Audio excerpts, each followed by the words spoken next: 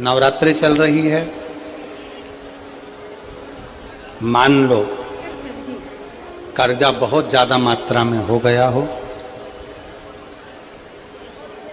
Peak अच्छी नहीं आई हो, फसल अच्छी नहीं आई हो, बहुत टेंशन की जिंदगी अगर चल रही हो, बहुत चिंता ग्रसित कर रखी हो और ऐसा लग रहा है कि पैसे की आवक कहीं से नहीं है और टेंशन बढ़ता जा रहा है, तो ये नवरात्रि जब पूर्ण हो तो दशमी जब तिथि आए, 9 दिन पूरे होने के बाद जब दसवीं तिथि आए, दसवीं दशहरा, चैत्र का जो दशहरा, नवरात्रि पूर्ण होने के बाद में जो दशमी तिथि आए, समी के पत्ते 5 दुर्वा, 5 बेलपत्र, भगवान शंकर के मंदिर में 1 शमी का पत्ता, 1 दुर्वा, 1 बेलपत्र, भगवान शंकर से अपनी कामना करके, अपना गोत्र बोलकर शंकर भगवान के शिवलिंग पर समर्पित कर।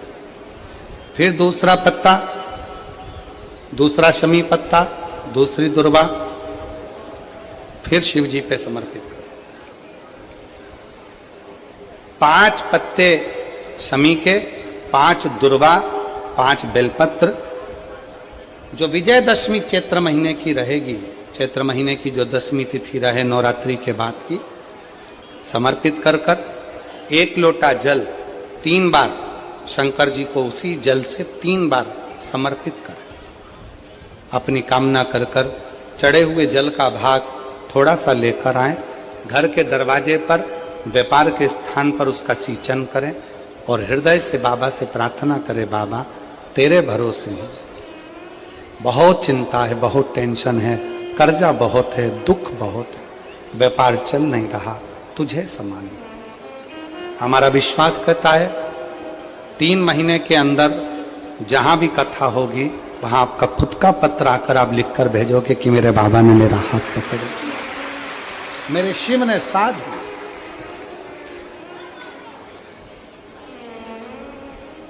विजयदशमी पर शमी के पत्र की बड़ी महत्वता होती है।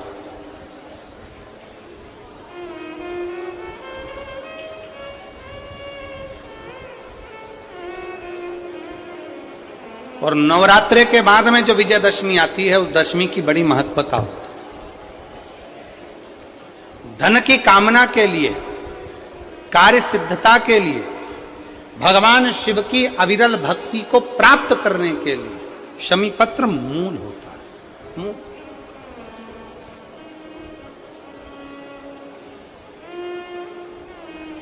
और हम तो बिल्कुल कहेंगे शहादा वालों से भी, और जितने आस्था चैनल पर कथा सुन रहे हैं, जितने टीवी पर कथा सुन रहे हैं, मोबाइल पर कथा सुन रहे हैं, कि कभी कभी 2 स्थान पर दीप लगाने में पीछे मत हटो। पहला,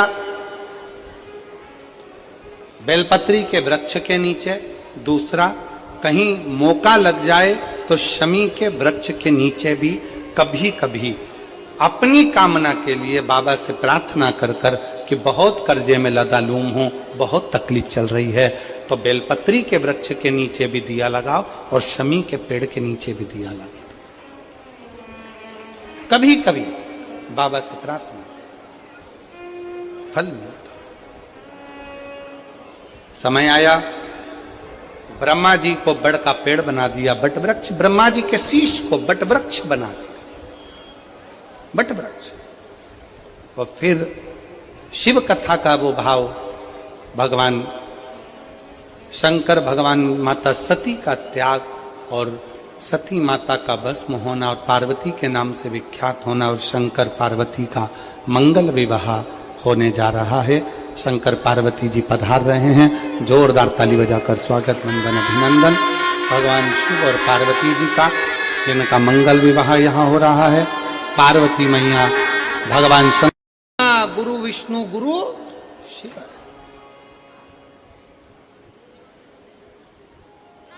अब कहने वाले ने तो लिख दिया, इसको समझने वाला कैसे समझेगा? तो कहा 6 चीजें शिव महापुराण की कथा में पहुंचने पर गुरु के मुख से शंकर का गुणगान श्रवण करने पर 6 चीजें समाप्त हो जाती है। पहले नंबर पर शंका। जब गुरु कथा के माध्यम से हमारे भीतर की शंका को समाप्त करे तो समझ लो गुरु शंकर हो गया। गुरु शंकर। फिर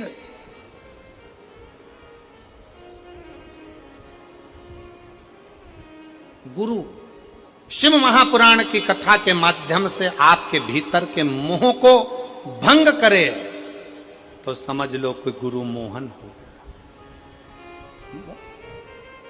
मोहन मिल गया। शंका गई शंकर मिला, मोह गया मोहन मिला। फिर कहा गुरु अपनी वाणी से शिव महापुराण के माध्यम से हमारे भीतर के विश्व को, हमारे भीतर के उस कटुता को, हमारे भीतर के विश्व को, क्रोध को समाप्त कर दे तो समझ लो कि विष्णु मिल गया। विष्णु। और गुरु हमारे भीतर के भ्रम को समाप्त कर दे तो समझ लो कि ब्रह्मा मिल गया। ब्रह्मा। और गुरु हमारे भीतर की दुर्गति को समाप्त कर दे तो समझ लो कि दुर्गा मिल गई। और गुरु हमारे भीतर के गुरूर को, हमारे भीतर के गुरूर को, हमारे भीतर के अभिमान को समाप्त कर दे तो समझ लो कि कोई गुरु मिल गया।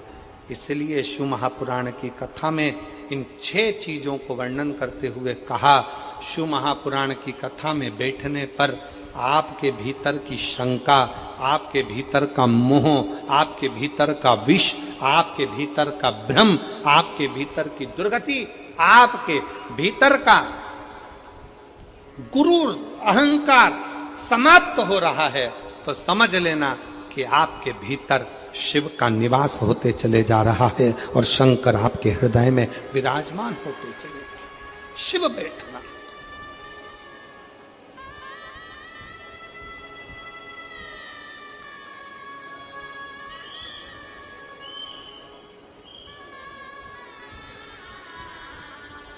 एक अभिमत्ता आपके भीतर से चली जाए, अभिमान चला जाए, अहंकार चला जाए। आज कितनी खुशी की बात है, यहां पर जितनी मेरी जीजियां बैठी हैं, मैं सोफे वालों की तो बात नहीं कर रहा हूं, मैं तो यहां जो जमीन पर जो लोग बैठे हैं मैं इनकी बात कर रहा हूं। ये लोग जो जमीन पर बैठे हुए हैं ना, इनमें कई लोग बहुत करोड़पति भी होंगे, हीरे की चूड़ी पहनने वाले भी होंगे, पर आज खुशी का बात यह है कि आप शंकर के चरणों में जब अपने आनंद के साथ बैठकर कथा का रसतत्व ग्रहण कर रहे हो ना, तो ऐसा लग रहा है कि वास्तवता है कि शंकर को आपके जैसे भक्तों की जरूरत है, जिसके भीतर एकाग्र चित्तता, जिसके भीतर एक आनंदता बैठा है।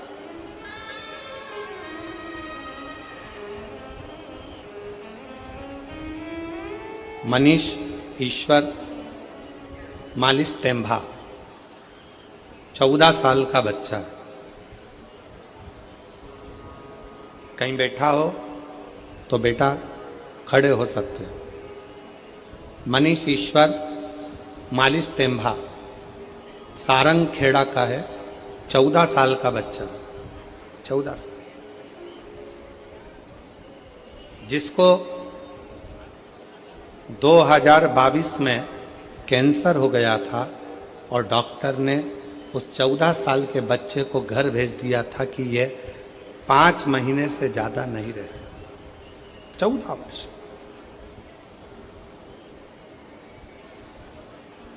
दो 2022 में कैंसर हुआ, 5 महीने से ज्यादा ये नहीं रह सकता। बच्चे का फोटो देखिए, अगर बच्चा यहां बैठा हो, मनीष ईश्वर मालिस टेम्भा, उम्र 14 साल, सारंग खेड़ा का निवासी है। बच्चे का फोटो आप लोग एलईडी पर देखिएगा, इस बच्चे के फोटो को देखिएगा, क्लोज कर कर थोड़ा सा दिखाइएगा। 14 साल का, और 2022 में इसको कैंसर की बीमारी हुई। 2022 5 महीने डॉक्टर ने कहा कि यह 5 महीने से ज्यादा नहीं रह पाएगा, इसको घर ले जाओ। सारा इलाज करवाया गया, सारा इलाज।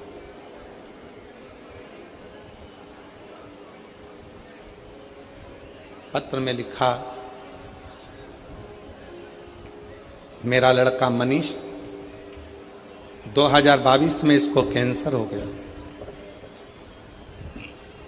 कैंसर हॉस्पिटल में इसका इलाज करवाया, प्रतिदिन बीमारी बढ़ती चली गई। डॉक्टरों के हिसाब से इसको घर भेज दिया गया। बेटे को घर वापस लेकर आ गए, क्योंकि अब जब शरीर में कुछ बचा ही नहीं है और 5 महीना है और बीमारी बढ़ती चली जा रही है, तो हम उसको घर लेकर आ गए। घर लाने पर हमने टीवी पर पहली बार आपका कथा देखी। मेरे बेटे ने कहा, मां बस यही महाराज को चला दो, मैं देखता रहूंगा। और 5 महीना डॉक्टर ने दिया है, मां इनको देखते देखते मैं चला जाऊंगा। टीवी चालू करके मेरी मां छोड़ देती, मैं टीवी देखता रहता। एक दिन मेरे बेटे ने मुझसे कहा, मां गुरुजी कहते हैं ना कि हिम्मत नहीं हारना, मुझे मंदिर तक जाना है। शरीर में इतना कष्ट था, लोटा हाथ में जल का भरकर बेटा मनीष मंदिर तक गया। शिव जी को जल चढ़ाकर बोला, सीहोर वाला बाबा कहता है कि मैं आपका बेटा हूं, और आपका बेटा हूं ना शंकर जी, तो क्या मैं इतनी जल्दी मर जाऊंगा, मेरे प्राण छूट जाएंगे? आप मुझे बेटा मानते हो ना बाबा, तो वो सीहोर वाले गुरुजी का कहना मानो और मेरा कैंसर ठीक करो ना बाबा। 5 महीने दिए हैं, जिसमें से 2 महीने निकल गए हैं, 3 बचे हैं। आज गुरुजी मैं छाती ठोक कर कहती हूं, आज मेरे बाबा ने 2022 में लास्ट तारीख दी थी और आज 2025 में मेरा बेटा पूर्ण तरह से स्वस्थ हो। हैरान है, सब टीचर भी सिर्फ 1 लोटा जल में इतनी शक्ति कैसे है, ये टीचर भी विचार करते हैं। और 2022 की बीमारी के बाद भी 2025 में आज मेरा बेटा पूर्ण तरह से स्वस्थ है। अब रोज स्कूल जाता है और शिव के मंदिर जाकर सफाई करकर 1 लोटा जल चढ़ाता है। 1 लोटा। मनीष अगर कहीं बैठे हो तो एक बेलपत्र लेने के लिए आ सकते हैं। मनीष ईश्वर मालिश टेम्भा सारंग खेड़ा के हैं। सारंग खेड़ा। एक विश्वास क्या है, आपको लगता होगा कि आप शिव पुराण की कथा सुनने जा रहे हैं। ए मेरी जीजियों, ए मेरी बेटियों, मेरी माताओं, मेरे जीजाओं, मेरे भाई, आपको लगता है कि आप शिव पुराण की कथा सुनने जा रहे हो, पर हमारा विश्वास कहता है, हमारा भरोसा कहता है, आप शिव महापुराण की कथा सुनने के लिए नहीं जा रहे हो, आप अपने बाप से, अपने पिता से अपनी बात करने के लिए जा रहे हो। अपने पिता से।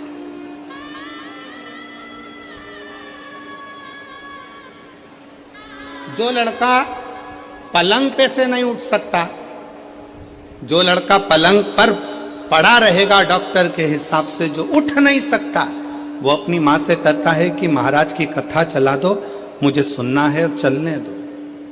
उसका कितना विश्वास होगा, उसका कितना भरोसा होगा, उसकी कितनी दृढ़ता होगी।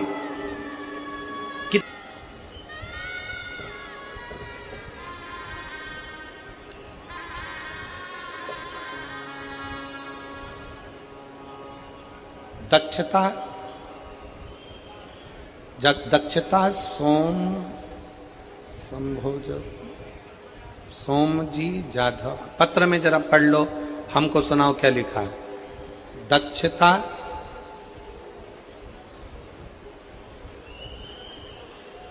शोभा जी जाधव कि शोभ जी जाधव, ठीक है, तुम पढ़ लिए ना, हाँ अच्छे से पढ़ लो। मेरा मोबाइल नंबर ये है, सावखेड़ा तहसील शाहदा का रहने वाला हूं। कहीं बैठे हो, दक्षता सोमभा जी जाधव। मोबाइल नंबर ये है, कहीं बैठे हों तो हाथ हिला सकते हैं, और अगर कहीं बैठे हों तो बेलपत्र लेने के लिए आ सकते हैं। मेरा मोबाइल नंबर ये है। सावखेड़ा शाहदा का रहने वाला हूं। मेरे पापा को 31/3/2006 को कैंसर हुआ। हमारे दादाजी और मेरे पापा जी जांच कराने के लिए शाहदा हॉस्पिटल में गए। वहां जाकर दवाई करवाई। डॉक्टर ने बताया कि उनको कैंसर हो गया। तुरंत उनको मुंबई लेकर जाओ। मुंबई में टाटा हॉस्पिटल में जांच लेकर गए। फिर मेरे दादाजी ने वहां पर जांच करवाई तो पता पड़ा कि उनको कैंसर है, और कैंसर भी शरीर में फैल चुका है। अब करें तो करें क्या? तब डॉक्टरों की दवाई लेकर जांचें करवाते हुए जो जो डॉक्टर बताए वैसे वैसे रिपोर्टें मंगवाते हुए हम उनको लेकर आ गए। डॉक्टर ने कहा ये तारीख दी है, इस तारीख तक वापस उनको लेकर आओ। हम फिर पुनः उनको लेकर गए। कैंसर की फिर जांच कराई तो कैंसर का क्रम बढ़ता हुआ दिखा। तभी मेरे पापा के दोस्त ने मुझे बताया कि टीवी पर, मेरे पापा के दोस्त बोले कि टीवी पर आस्था चैनल पर शिव महापुराण की कथा आती है, वो प्रदीप मिश्रा जी कथा सुनो, चालू करो। और हम रोज शिवजी के मंदिर जाकर एक लोटा जल शिवजी पर चढ़ाकर बेलपत्र लाकर पापा को खाने के लिए दिया करते। फिर हम और मेरे पापा रोज मंदिर जाने लगे। फिर कुंदकेश्वर महादेव का नाम लेकर बेलपत्र को खाना चालू किया। हम जो आस्था चैनल पर कथा सुनना चालू किए, हम जो आस्था चैनल पर शिव महापुराण की कथा आती थी उसे कथा को सुनते थे। कथा सुनते, जब मालेगांव में कथा हुई तो हम वहां पर एक दिन की कथा सुनने के लिए आए और फिर भोले बाबा से प्रार्थना करी, बाबा मेरे पापा को कैंसर है, ठीक कर दो ना बाबा। वहां की मिट्टी को लेकर पिताजी के शरीर पर लगाया और दूसरी बार जांच कराने के लिए पापा को हॉस्पिटल लेकर गए तो पापा की 2000 की सारी रिपोर्टें नॉर्मल आ गई और कैंसर मुक्त बताया, जिसकी रिपोर्ट मैंने पीछे लगाई है। रिपोर्ट भी साथ में लगाई गई है। यह शिव तत्व है। कहीं बैठे हों, दोनों रिपोर्टें उन्होंने लगाई। और दक्षता सोमजी जाधव, मेरा मोबाइल नंबर यह है। सावखेड़ा तहसील शाहदा का रहने वाला हूं। कहीं बैठे हों तो आप एक बेलपत्र लेने के लिए आ सकते हो। एक विश्वास किसको कहते, एक भरोसा किसको कहते। एक पत्र और बड़ा सुंदर है,